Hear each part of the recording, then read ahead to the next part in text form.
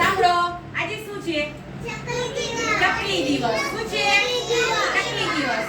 તો છે ને આ શું છે?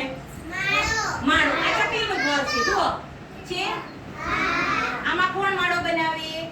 ચકલી. જો આ આપણું ઘર હોય ને તો આ ચકલીનું ઘર. કોનું? આપણે શું કરવાનું? આવું ઘર બનાવવાનું અને બાર ફળિયામાં ટીંગાડવાનું. એટલે ચકલી આવી અને એમાં માળો કરે, પછી એમાં નાના નાના બચ્ચા આવે, પછી ચકલીના બચ્ચા મોટા થાય અને ઉડી જાય આકાશમાં, પછી ઝાડ ઉપર રહે. પછી છે ને આમ જો આ એને ખાવાનું છે ચકલીનું.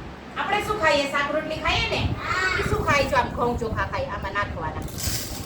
પછી છે ને આખું ભરાઈ જાય ને એટલે અહીંથી નીકળે. બધા એક ઘરે ફળિયામાં રાખવાનું. જો પછી અહીંથી ચોખા નીકળશે. જો આમ નીકળા, અહીંયા નીકળા બારે. જો આને છે ને આમ બંધ કરી પછી દોરી બાંધી અને ઉપર આમ ફળિયામાં ટીંગાડવાનું. આપણે જો હમણાં ટીંગાડવા જવું છે. પછી અહીંથી છે ને નીકળે. પછી એક પાણીનું કુંડું ભરીને રાખવાનું. એટલે ચકલી એમાં પાણી પીવે. એની મમ્મી તો હોય ને તો એને પાણી પીવડાવે. આ તરસ લાગી છે તો પીવડાવું. કોઈ ખાવા તો દે નહીં. તો આપણે આમ ચણ નાખીએ, પાણી નાખીએ ને તો આવે ફળિયામાં.